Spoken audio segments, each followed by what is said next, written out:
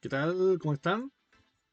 Hoy vamos a presentarle la 11ª entrega de la serie que estamos haciendo de videos de ajedrez sobre el libro de ajedrez lógico jugada a jugada de Irving Chernev. Hoy nos toca revisar una partida de Salo Flor contra... eh, ¿cómo se llama el otro jugador? Contra Pizzak. Jugada en Billing 1930, en donde plantea un sistema Koye. Estamos viendo la primera parte del libro en donde se enfoca en lo que son los ataques al flanco de rey y donde la mayor parte de las partidas son con E4, pero en algunas partes agrega el autor partidas con D4. Posteriormente, en la segunda parte del libro, se enfoca solamente en partidas con D4. Así que supongo que la inclusión de estas partidas en lo que es la parte del ataque al flanco de rey se enfoca más que nada en eso, que son ataques al flanco de rey, a pesar de ser partidas que partan con D4. Vamos a hablar de quién fue Saloflor. Muchos de ustedes probablemente no tienen idea de quién es Saloflor, a lo mejor nunca lo han escuchado. Y es una de las figuras emblemáticas del ajedrez checoslovaco. Salomón Mikhailovich Flor, más conocido como Saloflor, Salo viene de Salomón, fue uno de los grandes ajedrecistas del siglo XX. Nació el 21 de noviembre de 1908 en Jorodenka, en lo que hoy es Ucrania. Durante la Primera Guerra Mundial, quedó huérfano tras la muerte de sus padres en una masacre y se trasladó a Checoslovaquia, donde encontró refugio.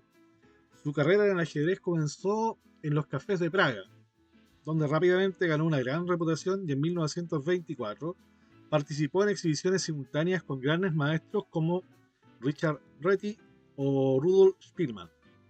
En los años 30, Flor alcanzó su punto máximo y fue considerado uno de los principales contendientes para el Campeonato Mundial del Ajedrez. Su estilo de juego era conocido por su técnica precisa y su capacidad táctica. En 1933 y 1936 se coronó campeón de Checoslovaquia y en torneos internacionales brilló con victorias en lugares como Batsilac, Moscú y Podebrady.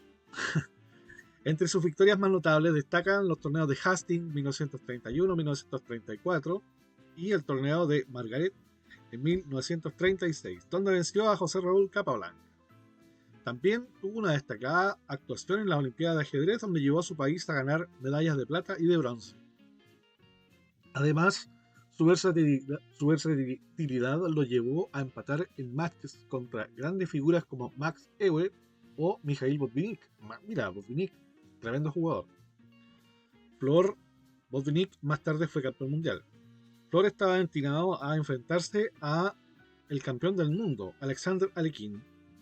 Pero la Segunda Guerra Mundial interrumpió sus planes. Qué lata, ¿eh? Qué triste esto. Después de la guerra se estableció en la Unión Soviética y dedicó gran parte de su tiempo al periodismo ajedrecístico. En 1950 fue reconocido como un gran maestro internacional por la FIDE. Aunque su estilo se volvió más cauteloso en los últimos años, su legado en el mundo del ajedrez sigue siendo significativo. Por otra parte, Rudolf Pitzak fue un rival formidable. Nació el 5 de agosto de 1902 en Rumburg, fue un maestro checo-alemán de ajedrez muy activo en la primera mitad del siglo XX, fue una figura prominente del club alemán de ajedrez Brunn, y su carrera incluyó varias destacadas participaciones en torneos europeos.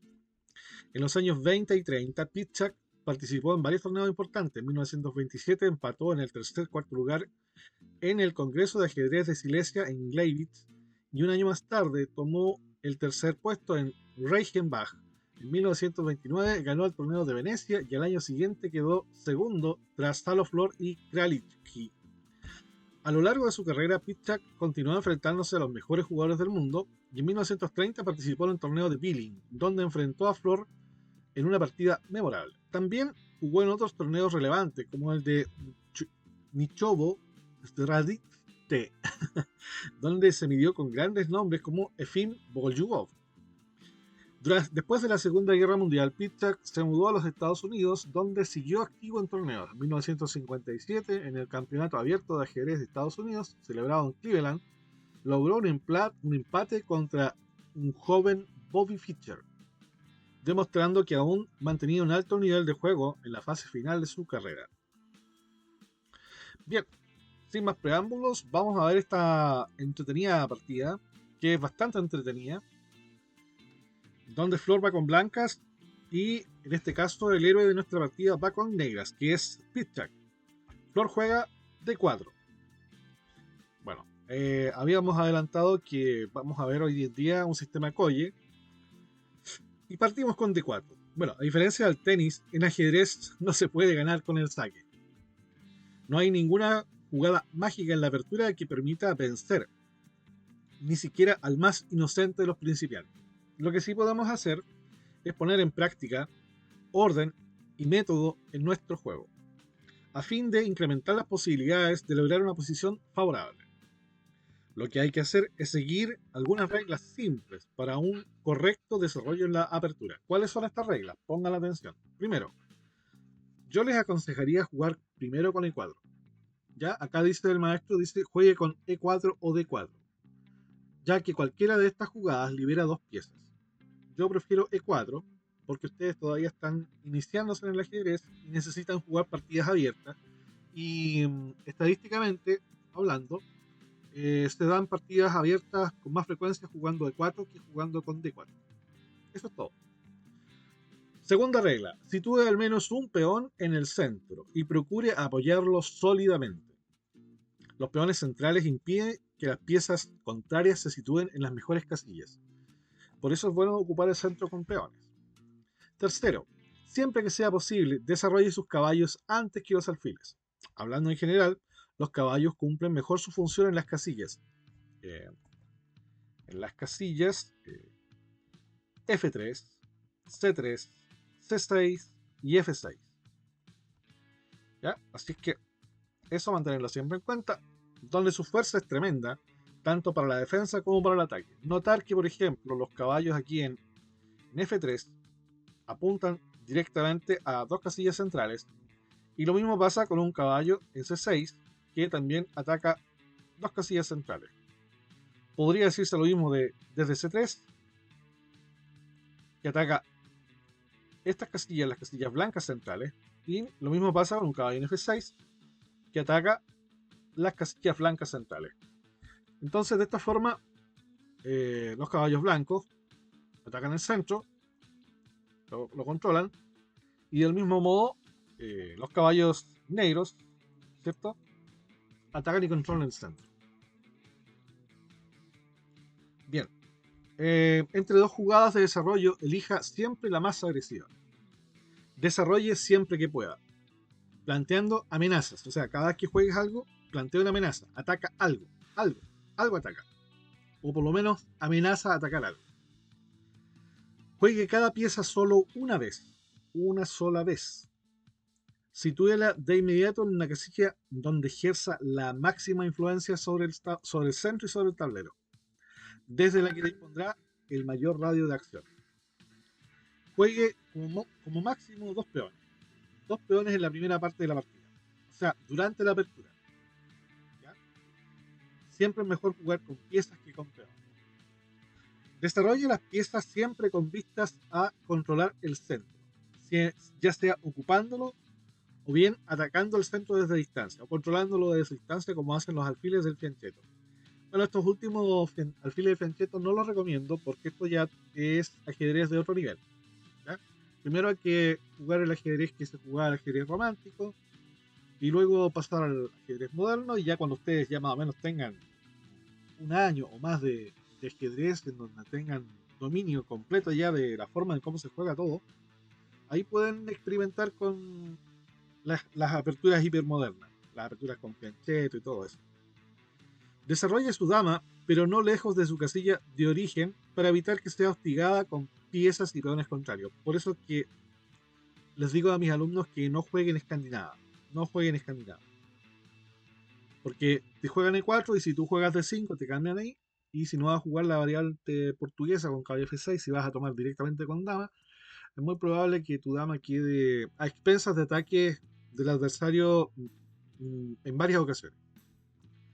No persigas la captura de peones a expensas del desarrollo. ¿Qué quiere decir esto? Que al inicio de la partida, en la fase de apertura, no busques ganar peones, porque el ganar peones te va a atrasar en el desarrollo.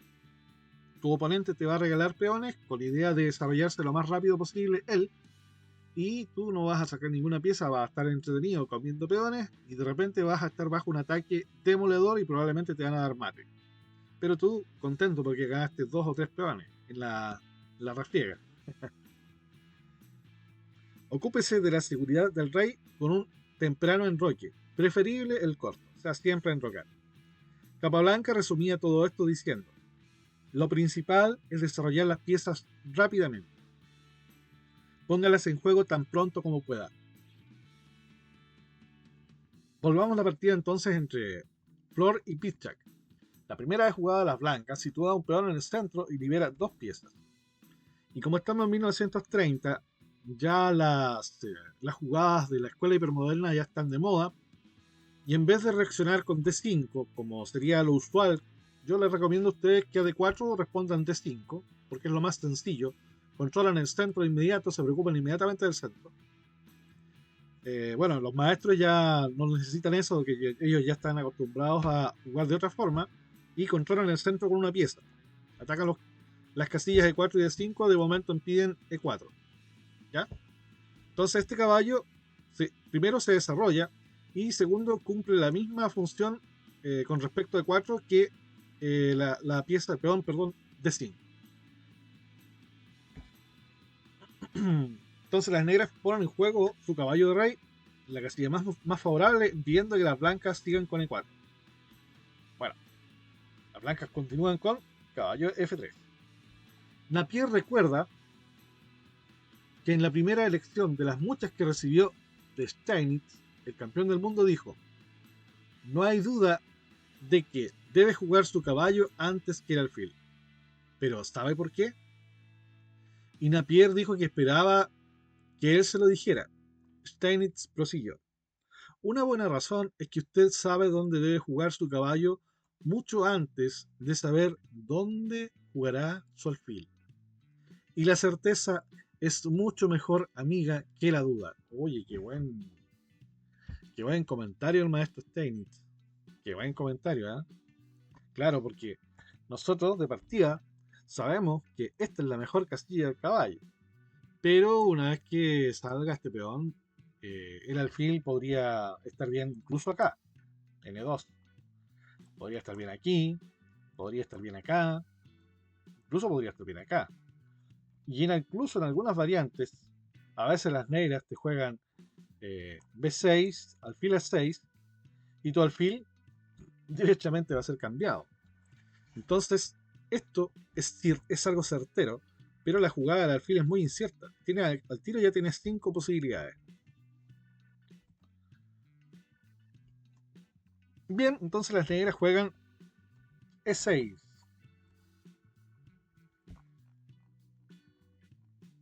Las negras difieren en la simétrica D5, con lo que se enteraría en las líneas regulares del gambito de dama. De momento abren una diagonal para su alfil de F8. Y el blanco juega caballo B D2, característica del sistema Koji. Esto es una jugada característica del sistema Koji. Si alguien se pregunta qué quiere hacer con ese caballo ahí, los que juegan Koji lo saben. Una maniobra típica entonces de caballo en el ataque Koji. El caballo presiona sobre la casilla crítica de 4 sin bloquear la columna C. Y las negras no pierden el tiempo e inmediatamente atacan el centro blanco con C5. Este golpe de flanco es casi obligatorio en las aperturas de peón de dama, porque las negras tratan de romper la formación central de las blancas. La amenaza inmediata es de por D4, de modo que tras caballo por D4, las blancas se queden sin peones en el centro. Bien, las blancas, en lugar de jugar C3, juegan E3. Claro, seguramente están buscando liberar luego su alfil para hacer enroque. Puede ser eso. Las blancas refuerzan el peón D4 y abren pasos al alfil de F1. Mm, interesante, ¿ah? Porque ¿qué pasa si hace C por D4? Si hace C por D4, yo creo que sería una buena jugada, ¿ah? Porque no quiebra ningún principio de la apertura, excepto que estoy...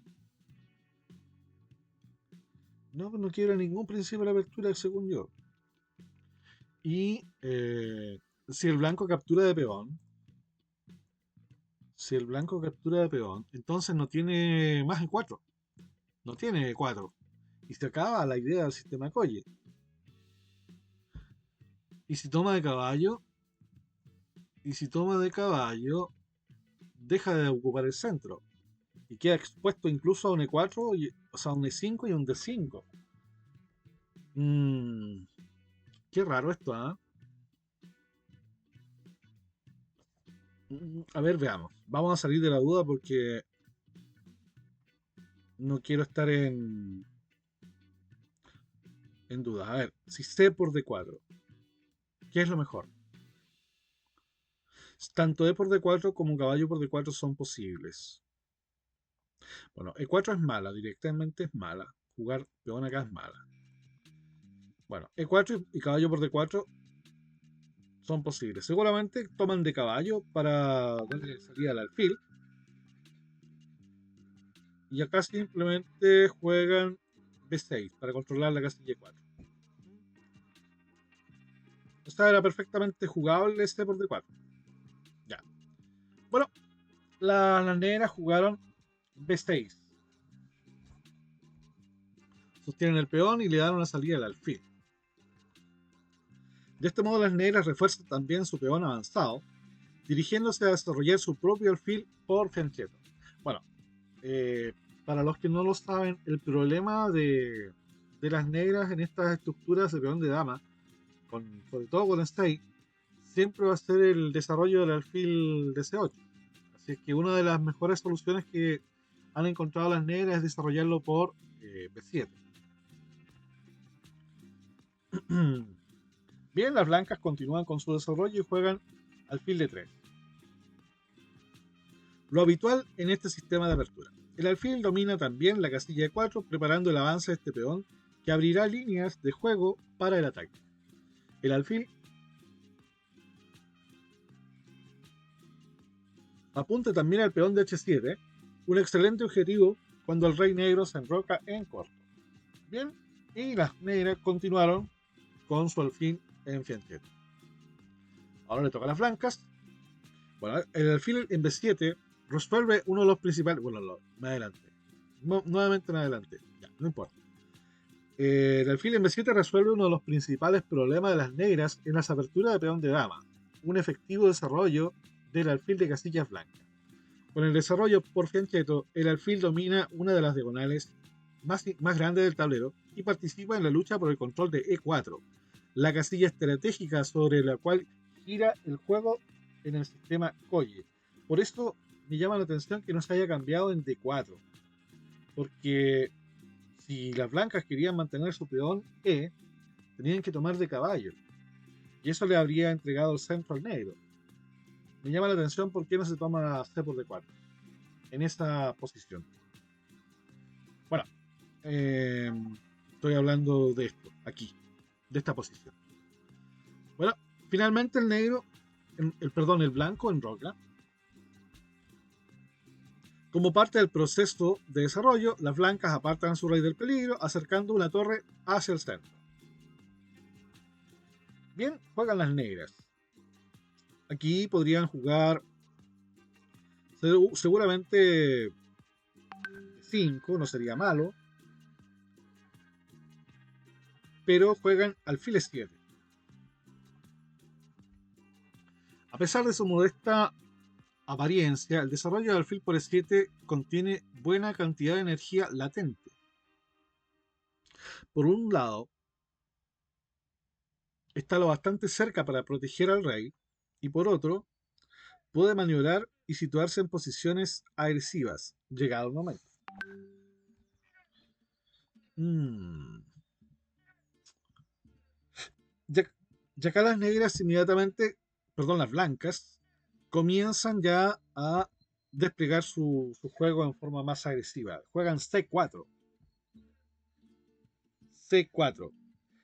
Eh, aprovechan que su peón no está en C3, entonces ya no se detienen a jugar C3, sino que lanzan directamente, tratan de ocupar ahí y dominar el centro con C4. Más acorde con el espíritu del sistema Koye, sin embargo, es haber jugado C3 para reforzar el peón de D4. El peón E quedaría entonces libre para avanzar, y si las negras jugasen C por D4, entonces las blancas retoman con el peón de C, manteniendo un fuerte peón en el centro, lo que habíamos estado comentando antes. Me parece raro que las negras no hayan hecho C por D4. La idea de la textual es impedir que las piezas negras utilicen la casilla de 5 como base de operaciones. Claro. Bien, las negras se enrocan y las negras se toman con esto con calma. Take it easy, dicen las negras. Pero en una sola jugada han puesto a su rey a cubierto, mientras que la torre de ese flanco aparece en escena. Ya, las blancas dicen B3. Están preparándose para jugar el alfil por B2, torre por C1 y la dama, quién sabe, por C2 seguramente. El alfil va por B2, creo. No dije C2, no, va por B2. Entonces B3, con la clara intención de desarrollar el alfil por B2. Fianchetar este alfil no es un procedimiento habitual en el sistema Koye, pero Flor seguramente tenía sus propias ideas al respecto. Bueno, y las negras finalmente D5 golpean el centro. Fíjense la posición de los alfiles. Estos alfiles acá están estratégicamente ubicados, porque ¿qué pasa? Si las blancas capturan, las negras capturan, si las blancas capturan, las negras capturan, y quedaría una posición en la que aquí habrían dos peones negros colgantes y cada uno de ellos estaría sostenido por un alfil. Así es que ahí es interesante esta posición. Y algunos jugadores juegan el caballo acá incluso para seguir sosteniendo los peones colgantes. Esto se le denominan peones colgantes. Se entiende que aquí salieron de acá. Quedan estas dos columnas abiertas. ¿Ya? Y con esos dos peones. Es un elemento estratégico muy dinámico e interesante de jugar. Bien, entonces las negras aprovechan la ocasión de disputar el dominio del centro y de paso que atajan de una vez por todas el avance del peón a E4. Yo antes había dicho que se podía jugar de 5 con la misma idea, ya que controlan esta casilla crítica con el peón, el caballo y el alfil, mientras que las blancas solo tienen dos piezas atacando el punto E4. Es cierto que ahora ha quedado bloqueada la diagonal del alfil de B7, pero esta circunstancia es solo temporal. Bien, las blancas juegan dama C7 buscando debilitar el enroque negro. Mucho mejor era el sencillo desarrollo, sin embargo, del alfil por B2. Preparado con la jugada anterior, cambió de idea el maestro Flor.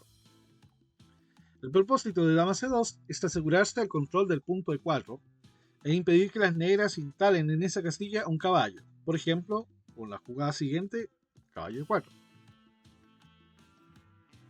El problema es que la jugada textual permite a las negras hacerse con la iniciativa y dirigir el curso del juego. Veamos qué respondió las negras. A ver, detengan el video un segundo, o sea, un minuto, o 3 minutos, como ustedes quieran, y traten de adivinar qué jugada hizo el negro. No es una jugada sorprendente, ¿eh? No es una jugada sorprendente. Y tampoco es una jugada difícil de adivinar. Así es que, adelante y vean si la encuentran. ¿La encontraron? Correcto. Caballo C6. Esa es la jugada. Una poderosa jugada que combina desarrollo, intento de agresión y profilaxis. El desarrollo es evidente. El caballo se sitúa en la casilla ideal de apertura. La agresión radica en que el caballo amenaza a saltar a B4, ¿cierto? Atacando dama y alfil y forzando un cambio que dejaría a las blancas sin su amenazador alfil de rey. La profilaxis es otra virtud de la jugada, puesto que impide el avance E4. Por ejemplo, si E4 tendría caballo B4, dama C3, caballo por D3, dama por D3 y D por E4 y las negras ganan una pieza. Entonces muy fuerte la jugada caballo C6. Las blancas juegan A3, evitan caballo B4 y quieren preservar su alfil de D3. Lamentablemente el tiempo perdido en la jugada de peón tendrá consecuencias graves, como pronto veremos. Y ahora las blancas simplemente capturan C por D4. Están privando a las negras de hacer E4.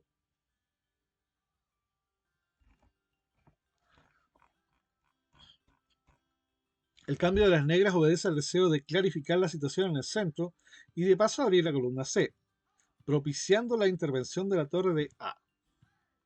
Bien, ¿qué jugaron las blancas? C por D5. La alternativa, E por D4,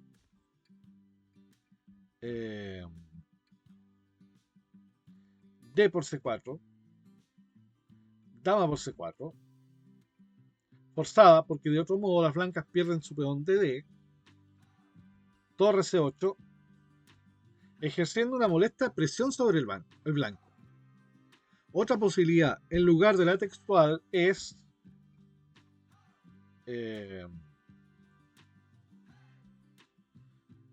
caballo por D4. Vendría caballo por D4, E por C4 y D por C4, dama por C4, para salvar el peón de D, torre C8, dama 4, alfil C6, dama por A7,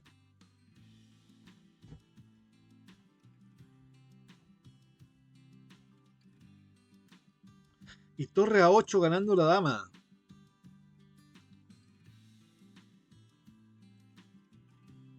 O dama C4 y alfil por G2. ¡Oh, qué fuerte!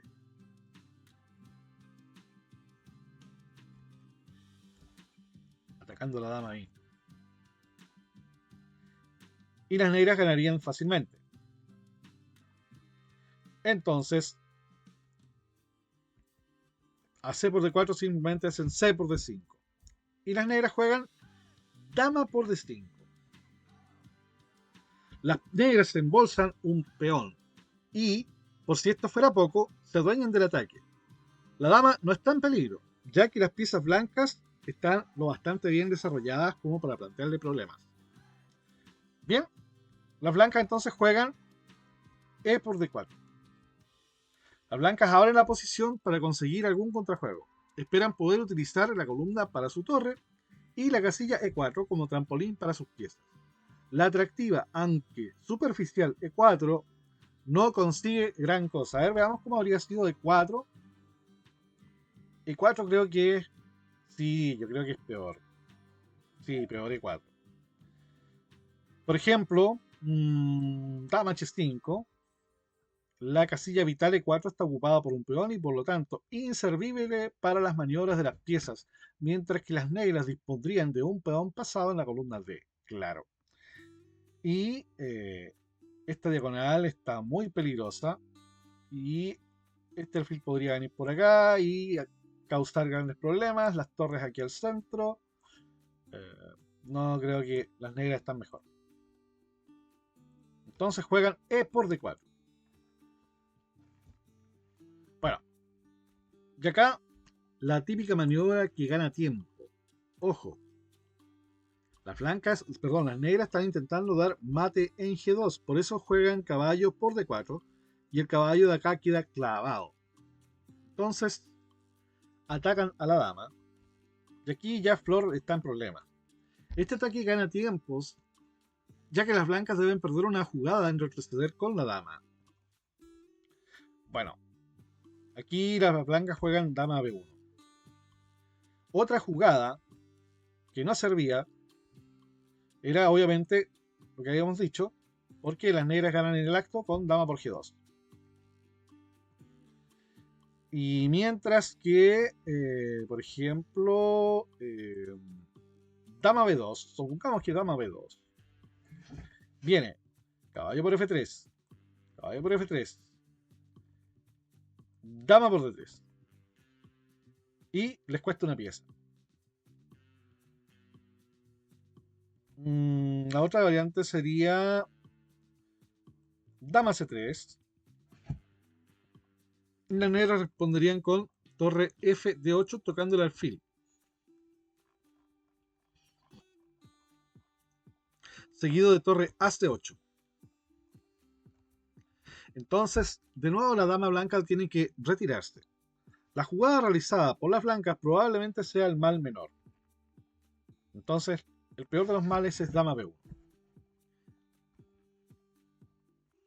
Y nuevamente las negras intensifican la presión jugando torre F de 8. Intensificando la presión entonces, en particular sobre el alfil, cuya existencia está amenazada por, veamos, caballo por F3, caballo por F3, dama por D3, dama por D3 y torre por D3. Entonces ahí, esa es la amenaza que tienen las negras jugando torre F a D8. Supongamos que las blancas, para ver el ejemplo bien, supongamos que las blancas juegan acá. Sería esto, sería esto, sería esto, esto, y con esto quedan con piezas de ventaja.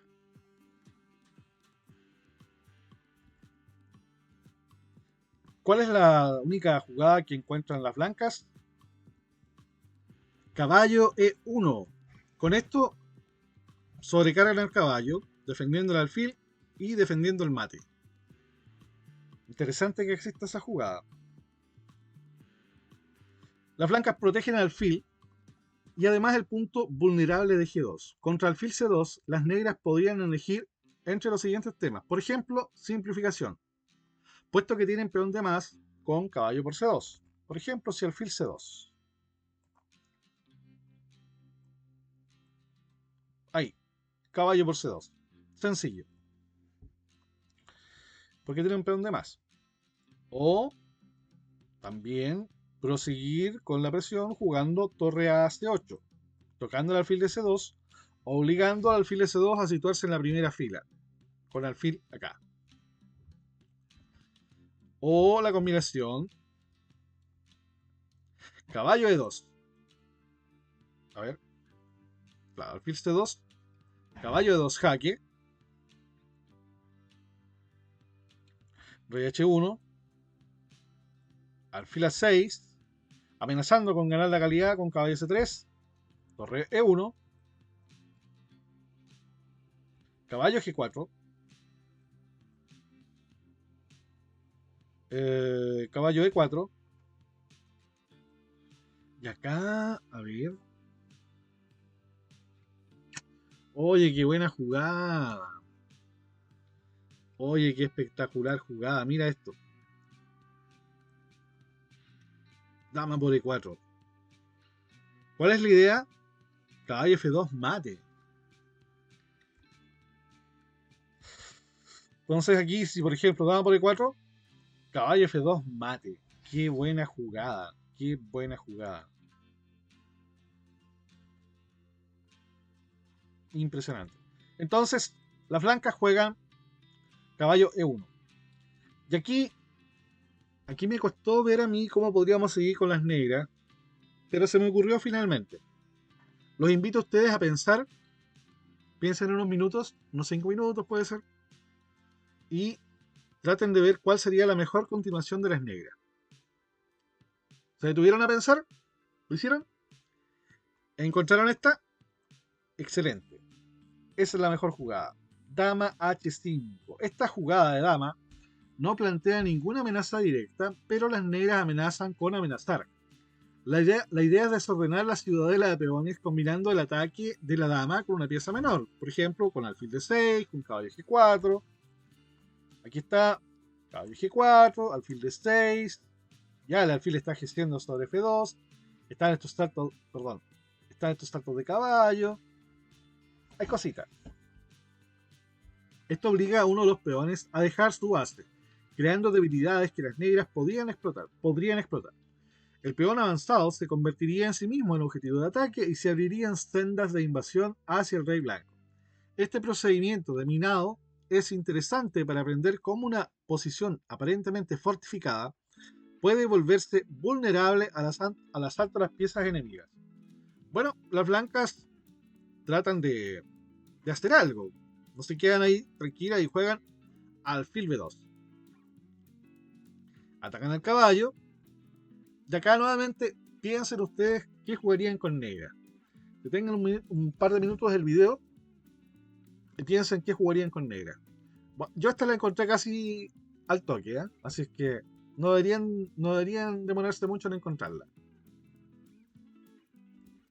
Bueno, lo más simple, mate en una. ¿Qué está colgando el caballo? No me importa, estoy dando mate.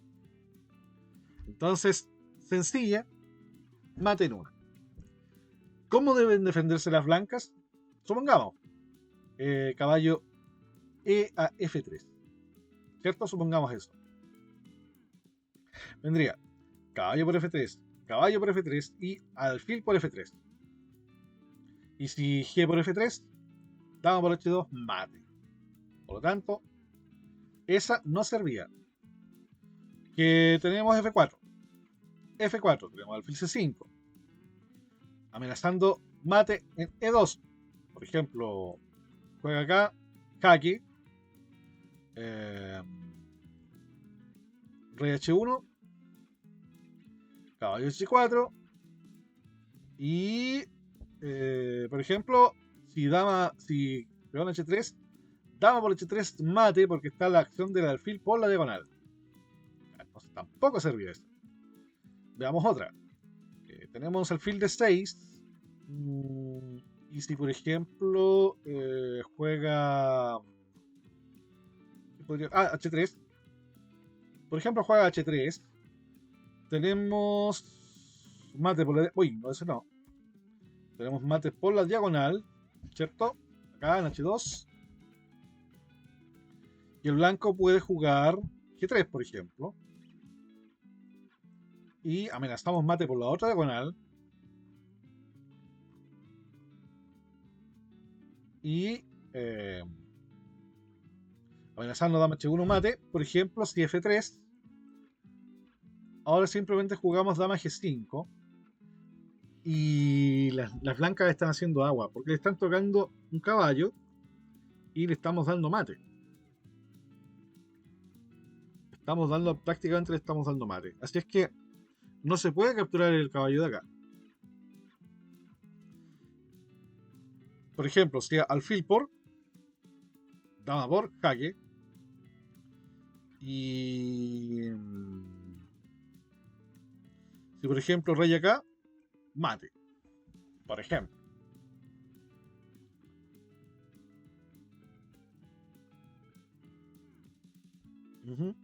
Ya. Entonces juega alfil de 6. Y las blancas juegan G3, evitando ese mate. Pero inmediatamente ya abren dos goles ahí en la posición del enroque, que no está defendido por su alfil de casillas blancas, por lo tanto, estas son casillas de invasión. Esa también. Todas son casillas de invasión. ¿Y qué hace el negro? Hace la más obvia. Casilla de invasión, caballo G4. Las blancas se han visto obligadas a avanzar el peón de G, y ahora ante la amenaza dama por H2 mate tendrán que avanzar también su peón de H. Entonces aquí prácticamente H4 es obligado. Y aquí detengan el video y traten de buscar la mejor jugada con las negras. Tómense unos minutos y tratan de encontrar la respuesta. Bueno, ante H4 las blancas no tienen alternativa, ¿eh? Porque la dama negra está ahí en una fuerte posición. ¿La encontraron? Excelente, si es que la encontraron. Acá tenemos un hermoso jaque mate de Blackburn. Este es un patrón de mate que es conocido como el jaque mate de Blackburn. Brillante, entonces. No sé por qué se sacrifica, no porque se sacrifique la dama, sino porque constituye la culminación precisa de la explotación sistemática de las debilidades en torno al rey blanco. Las negras crean ahora dos amenazas en una jugada, en H1 y en H2. Y después de G por H4, sigue como un rayo la réplica entonces alfil por H2. Bien, esta partida tiene su revancha. Salo Flor seguramente quedó picado con esta partida de haber perdido con este maestro, Piszczek. Y en el siguiente capítulo les adelanto que viene la revancha de Flor. Porque aquí vemos que nuestro héroe, Salo Flor, ha sido derrotado con un bello mate de Blackburn. Vamos a ver en el próximo capítulo cómo es que cobra revancha Salo Flor. Así es que, sin más, nos despedimos y nos vemos en el próximo capítulo. Chao.